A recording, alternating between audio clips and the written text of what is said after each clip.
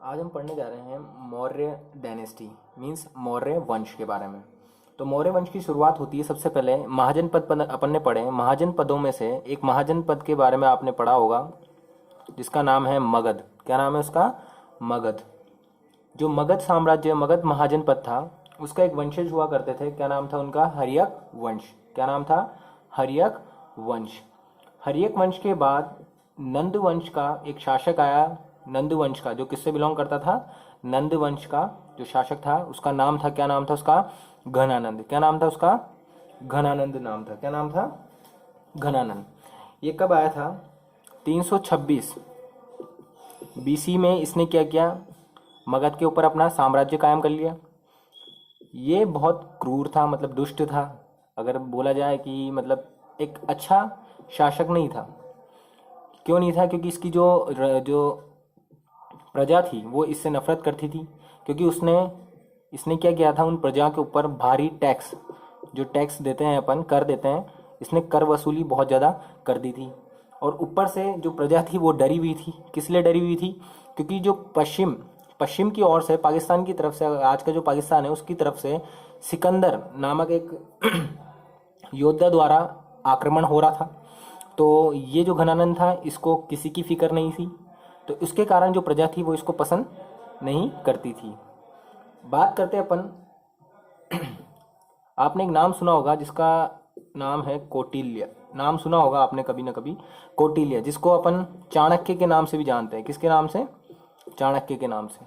ये चाणक्य मगध के राज दरबार में राजनीतिक सलाहकार हुआ करता था। लेकिन घनानंद ने इसकी क्या कर दी? इंसल्ट कर दी। और इंसल्ट करने के कारण इसने एक शपथ ले ली कि वो घनानंद को खत्म करके ही रहेगा। इसने एक शिष्य हुआ करता था जिसका नाम है चंद्रगुप्त मौर्य। यहाँ से देखो चंद्रगुप्त मौर्य की शुरुआत हो जाती है। इसका एक क्या था? शिष्य, स्टूडेंट था। किसका? चाणक्य का स्टूडेंट था। क्या नाम था उसका? चंद्रगुप्त मौर्य था। ठीक। चंद्रगुप्त मौर्य का जो टाइम पीरियड है वो देखो 322 बीसी से 298 बीसी। ठीक। इसने क्या किया? घनानंद को हरा दिया, मीन्स इसको पराजित कर दिया। और 25 साल की, मतलब 25 वर्ष की उम्र में इसने क्या कर दिया? मगध के सिंहासन पे इसने अपना दावा बोल दिया। ठीक। इट मीन्स ये क्या बैठ गया? मगध के सिंहासन पे बैठ गया 25 वर्ष की आयु में। चंद्रगुप्त मौर्य के जीवन में एक सबसे इंपॉर्टेंट जो इंसिडेंट हुआ वो हुआ 305 बीसी में। यूनानी शासक, यूनानी कहते हैं अपन ग्रीक को, ठीक है, ग्रीक का एक शासक था जिसका नाम था सेल्यूकस निकेटर। आपने नाम सुना होगा। क्या नाम था इसका? सेल्यूकस निकेटर नाम था इसका। सेल्यूकस निकेटर के साथ क्या हुआ? इसका युद्ध हुआ। युद्ध में जो सेल्यूकस निकेटर था वो बहुत बुरी तरह हार गया। और हारने के पश्चात सेल्यूकस निकेटर और चंद्रगुप्त मौर्य के बीच में क्या हुई? एक अलायंस हुआ। क्या अलायंस हुआ? मीन्स संधि हुई।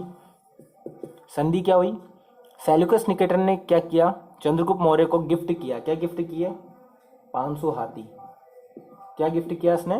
500 हाथी उसको गिफ्ट किया। किसको गिफ्ट किया इसने? चंद्रगुप्त मौर्य को गिफ्ट किए। उसके बाद इसने अफगानिस्तान,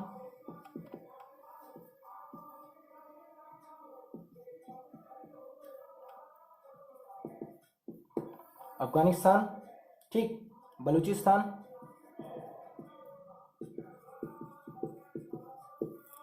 और सिंधु घाटी के क्षेत्र दिए इसने।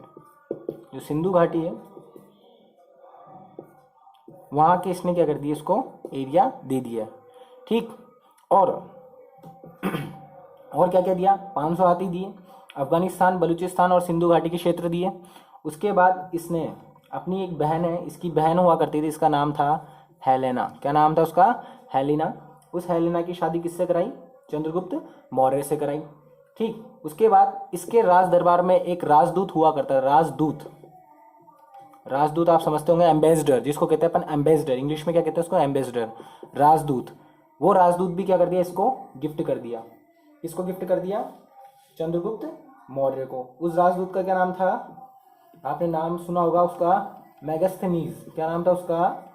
मेगास्थनीज उसका नाम था। इसके द्वारा एक किताब लिखी गई है, अगर आपने पढ़ी हो, अगर आपने पढ़ा हो, इंडिका नाम से एक बुक लिखी गई है। किसके द्वारा लिखी गई है? मेगास्थनीज के द्वारा लिखी गई है। क्या नाम है बुक का? इंडिका। ठीक है। ये किसके राज दरबार में राजदूत था? चंद्रगुप्त मौर्य के। और ये किसने गिफ्ट किया था? सेल्यूकस निकेटर ने गिफ्ट किया था। किसको? चंद्रगुप्त मौर्य को। ठीक है। उसके बाद इसने साउथ की, अगर आप तमिल में देखो ग्रंथ में, तो इसके चंद्रगुप्त मौर्य के बारे में लिखा जाता है कि इसने साउथ में भी बहुत ज़्यादा हमला किए थे। ठीक है। तो 298 BC में क्या हुआ, जब ये वृद्धावस्था में इन्होंने क्या किया? जैन धर्म, किसको? जैन धर्म को इन्होंने अपना लिया। और जैन धर्म को अपनाने के बाद एक जैन धर्म में एक इच्छा मृत्यु होती है। इच्छा मृत्यु का होता है जिसमें क्या करते हैं? भूखा रह के, मतलब उपवास करके, इसमें उपवास रखा जाता है। उपवास का मतलब ना कुछ खाते हैं ना कुछ पीते हैं, और उसमें अपना देह त्याग देते हैं। मतलब खुद की, जैसे अगर इसको सुसाइड नहीं बोल सकते अपन, इसमें क्या करते हैं?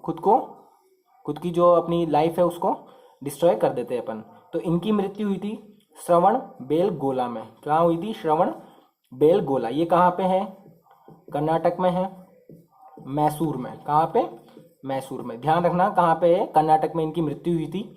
और इन्होंने जैन धर्म को अपना लिया था। जैन धर्म में एक उपवास से मृत्यु, इच्छा मृत्यु की एक प्रोसीजर होता है, उसके थ्रू इन्होंने अपनी जो डेथ थी वो डिस्क्राइब की थी।